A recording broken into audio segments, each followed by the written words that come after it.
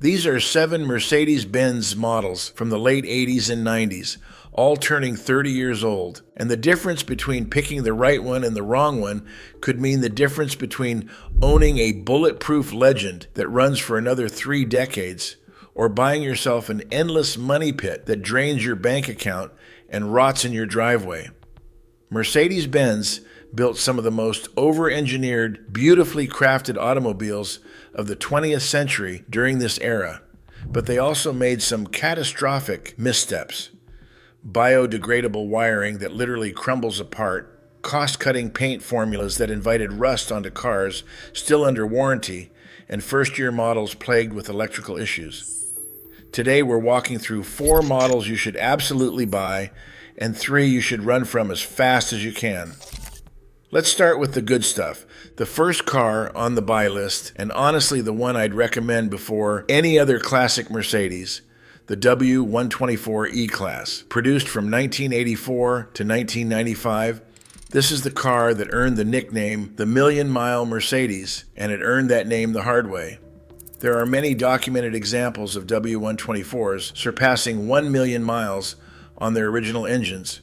Many of those were former taxis, grinding out hundreds of thousands of miles in European cities through the 90s, and more recently racking up astronomical mileage in major African cities where they're still running today. The W124's reputation for over-engineered reliability is totally deserved. The panel gaps were tight, the materials were first-rate, and Mercedes was still in that golden era where they built cars expecting them to be judged after 200,000 miles rather than on a showroom test drive. The M102 Inline 4 proved extraordinarily long-lasting by gasoline engine standards, and the diesel variants are considered the most reliable of the bunch. Any well-maintained W124 will last you a lifetime and might even outlive you. Is it as much fun to drive as a BMW E34 5 Series? If we're being honest, probably not. It's just not as engaging from behind the wheel, but it more than compensates in comfort, build quality, longevity, and that one-of-a-kind sense of solidity that Mercedes used to be famous for. One thing to watch for is corrosion, as it's a known concern, especially since the newest examples are now over 30 years old. The models from 1993 to 1995 also fall within Mercedes' infamous biodegradable wiring era. So if you're shopping those later years, budget for a potential wiring harness replacement. Find a clean, well-maintained example though, and you've got one of the most celebrated sedans ever built. Mercedes-Benz Classic still lists genuine parts for the W124 series across engine, transmission, brakes, body, lights, interior, and more, which makes ownership far less scary than you'd expect for a 30-year-old car. The second buy takes the W124 platform and turns it into something truly extraordinary. The Mercedes-Benz 500E, later renamed the E500 for the 1994 model year. This is the collector's choice, and the story behind this car is one of the absolute best in automotive history. Mercedes wanted to fit their M119 5.0-liter V8 into the W124 chassis, but the standard platform couldn't handle the extra power and weight, so they called Porsche. At the time, Porsche was facing serious financial challenges and eagerly took on the project, redesigning the chassis to accommodate the V8. And here's where it gets really interesting. Each 500E was partially assembled at Porsche's building in Zuffenhausen. Bodies were physically transported back and forth between Mercedes' Sindelfingen plant and Porsche's facility. Each car took 18 days to build by hand. 18 days. Let that sink in for a second. The result was widely regarded as one of the greatest sleeper sedans ever made. From the outside, it looked like your standard W124. Maybe the fenders were a little wider, the stance a little more aggressive. But underneath, you had Porsche chassis engineering married to a Mercedes 5.8 and that legendary W124 build quality. Because of the Porsche influence on the chassis and the quality with which the M119 was built, the 500E stands as one of the most reliable and most rewarding performance sedans of the 90s, and the market has taken notice. The average price for a W124 E500 now sits around $60,000, and the highest recorded sale reached $357,000 in March of 2026. One thing's for sure, these cars are definitely not getting any cheaper. So if you've been on the fence, it's go time. Number 3 on the buy list is the car that started it all for Mercedes' compact executive segment, the W201 190E, produced from 1984 to 1993. This car took nearly a decade to develop, with Mercedes investing the equivalent of 600 million British pounds into its engineering, and that investment shows in every detail. The 190E ranks among the most reliable Mercedes-Benz models ever to be put on the road. Its engines routinely sail past 200,000 miles, with many going much, much further. It was one of the most iconic, compact, executive cars of the 80s, known for its elegant design and the advanced technology Mercedes packed into a smaller package. And here's a detail most people don't know. Mercedes used the W201 platform to test and develop multi-link rear suspension, a technology that later became standard across their entire lineup. This little sedan was essentially a rolling laboratory for innovations that shaped Mercedes for decades to come. The standard 190E averages around $10,000 on the market today, ranging from roughly $4,400 for a higher mileage 1985 model up to about $21,000 for rare variants. But the real action is in the performance models. The 2.316 valve and 2.516 valve, with their Cosworth-developed engines, are the creme de la creme specials that marked a genuine turning point for Mercedes-Benz, a brand that had never really played in the performance compact space. Interestingly, Mercedes kept the Cosworth partnership quiet, holding back from adding any Cosworth badges to the car. The Evolution 2 models have surged 9.7% in value over just the past 3 years, and the 190E 3.2 AMG commands anywhere from $40,000 to over $70,000, depending on condition and provenance.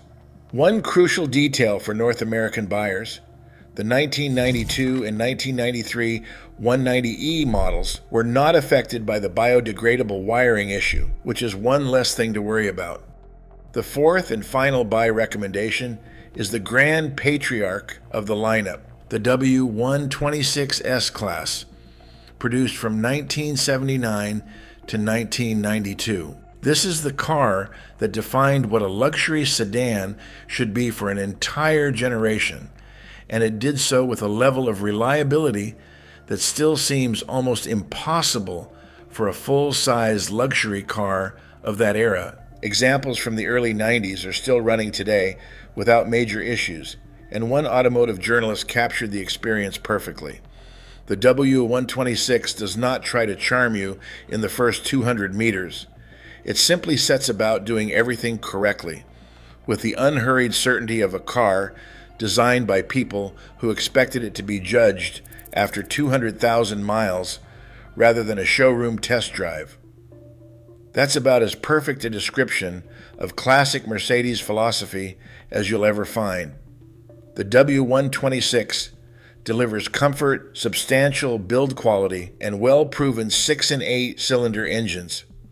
For U.S. market buyers, the later 420 SEL is arguably the most sensible V8 choice, while the 500 SEL adds extra authority and presence.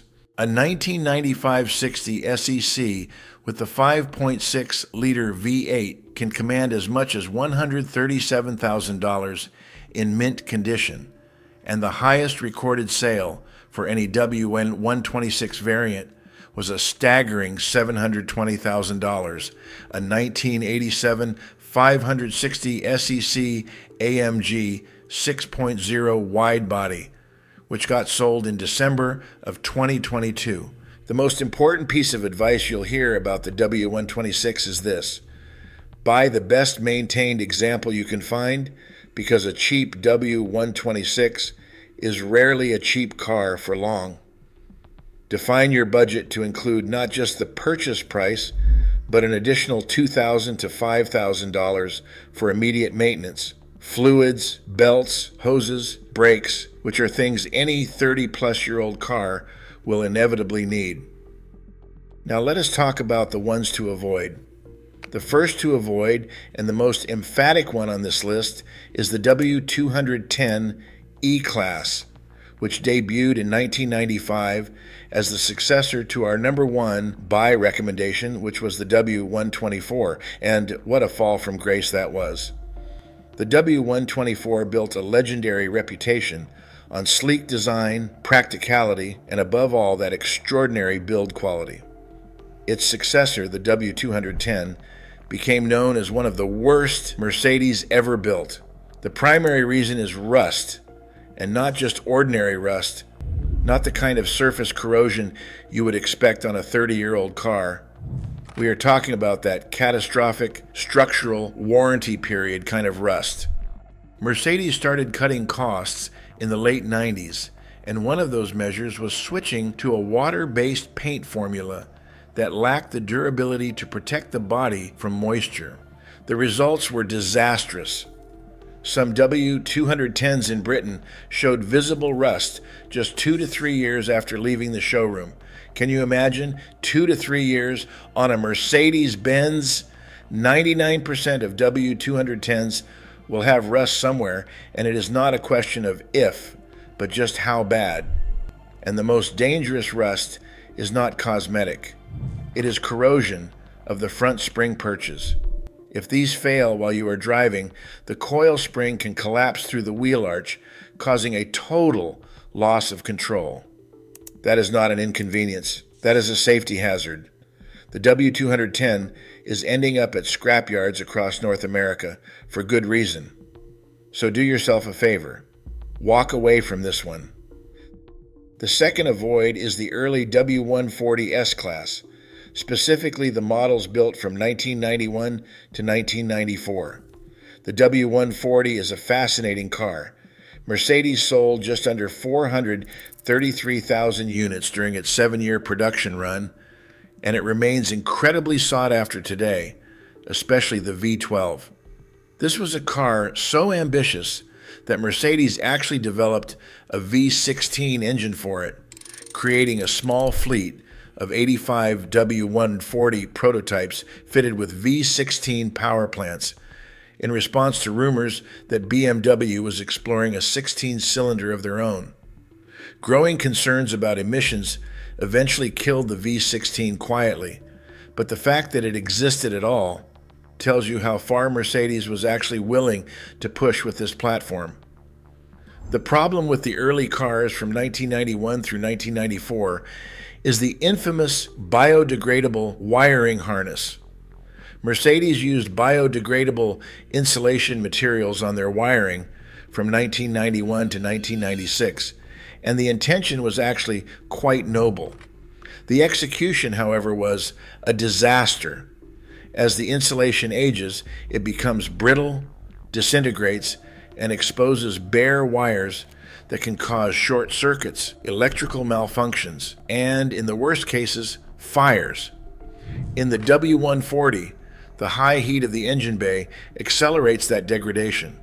The most commonly replaced items are the upper and lower engine harnesses and the electronic throttle assemblies, and the fun doesn't stop there. The W140's pneumatic support equipment systems are extremely problematic in their own right. Add the wiring issue on top of that, and you've got yourself a car that, while mechanically sound in many respects, demands constant attention and frequent and expensive repairs. If you absolutely must have a W140, Look for a later 1995 to 1998 model where the wiring harness issues have been addressed. Or better yet, find one where the harness has already been replaced. The third and final avoid is the 1994 Mercedes-Benz W124 E-Class. This was the successor to the beloved 190E, and being a first-year model, it carried all the headaches that come with an unproven platform. The enthusiast community universally agrees that the 1994 models should be avoided. The wood trim and dashboard crack, the wiring harness insulation degrades and leaves conductors exposed, which is the same biodegradable wiring issue as in the W140. Since 1994 falls squarely in that 1991 to 1996 window. Window regulators fail way too often, and the transmission showed reliability problems that go well beyond normal wear and tear. The late 90s C230 in particular represents a troubled period of transition for Mercedes-Benz, carrying design flaws that make it a poor choice still to this today.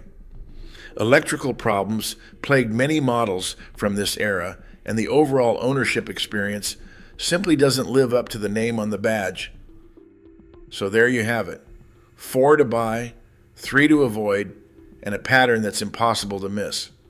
The Mercedes-Benz models built during the golden era of over-engineering, the W124, the 500E, the 190E, the W126.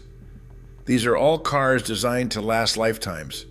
Their engineers built them expecting owners to still be driving them decades and decades later. And here we are, proving them right. But somewhere around the mid-90s, something changed. Cost-cutting crept in. Biodegradable wiring harnesses turned engine bays into ticking time bombs. Water-based paint invited rust onto cars that should have been impervious to it. First-year models reached dealerships without the refinement that had defined the brand for generations. The lesson is simple. When Mercedes-Benz was building cars to be the best in the world, they were exactly that. When they started building cars to compete on price, to shave costs, to chase quarterly numbers instead of engineering excellence, they became something completely different, and the results speak for themselves. 30 years later, the great ones are still running. The bad ones are rusting away by the day. And you're only left with one last important thing if you want to own a 30-year-old classic Mercedes. Choose your model and model year wisely.